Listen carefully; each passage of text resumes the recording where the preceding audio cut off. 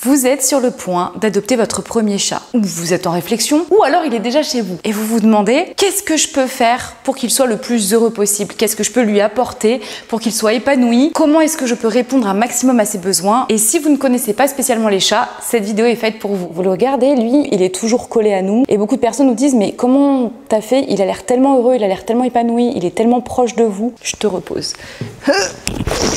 Il ne faut jamais le forcer. Et ça, c'est la règle d'or numéro 1.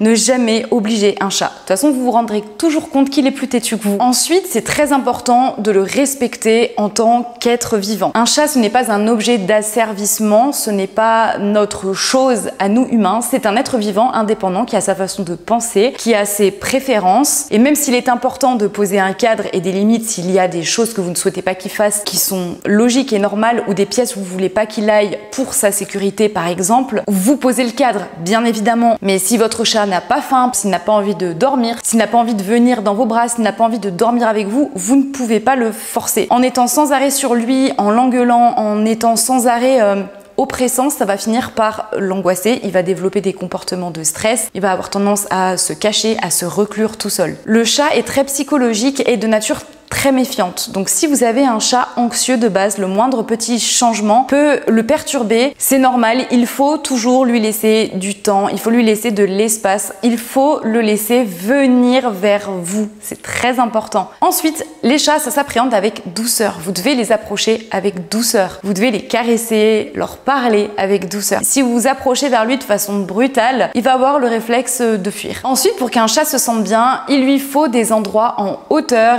et des endroits où il puisse se blottir à l'abri et à l'écart du monde, où il puisse se retrouver tout seul dans une bulle, dans une sphère, dans un petit cocon. Donc pour ça, vous pouvez acheter des arbres à chat avec des petites cabanes dedans, ou même si vous avez un dressing, il n'est pas rare qu'il aille se cacher dedans. Et c'est très important de lui laisser cet endroit, cette safe zone, on va dire, où il se sent vraiment en sécurité. C'est là où il pourra aller dormir tranquillement. C'est là où il pourra aller se cacher s'il a un peu peur, s'il se sent pas bien. Donc c'est très important de lui laisser un endroit comme ça à disposition. Évidemment, si votre chat ne sort pas, il faut lui laisser une litière qu'il faut nettoyer très régulièrement parce qu'un chat ne supporte pas la saleté. Et il aura tendance à vous le faire comprendre. Si sa litière est très sale, il peut arriver que votre chat fasse pipi par exemple sur votre lit ou sur votre canapé. Après tout, c'est ses toilettes et personne n'aime avoir ses toilettes sales. En parlant de litière, il est important de la tenir éloignée de l'espace où il mange parce que c'est pareil, il n'aime pas manger à côté de l'endroit où il fait ses besoins parce que les chats sont très sensibles au niveau de l'odorat. Les chats font leurs griffes, ils ont besoin de faire leurs griffes, surtout s'ils ne sortent pas. Donc c'est pour ça qu'il est très important de lui laisser à disposition un griffoir ou quelque chose sur lequel il puisse faire ses griffes parce que sinon,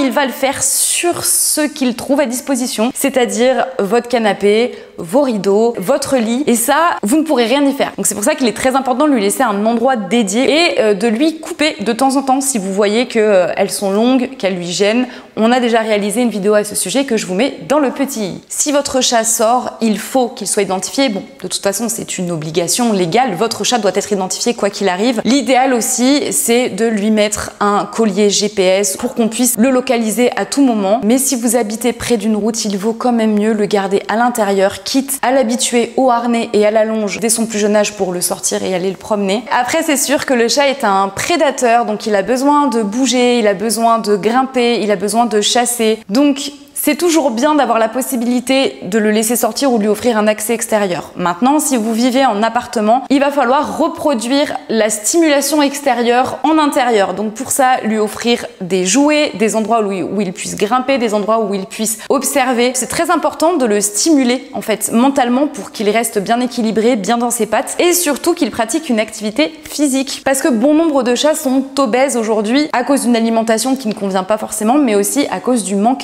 d'activité.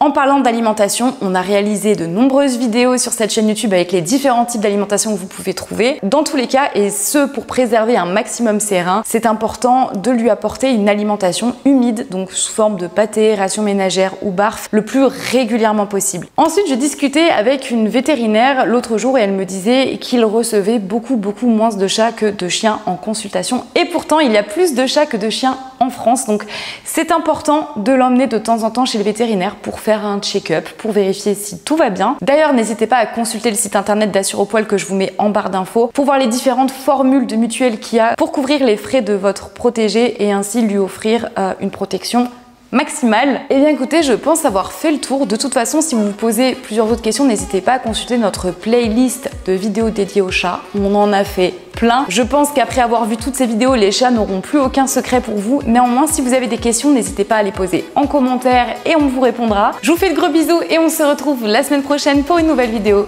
Assurepoil.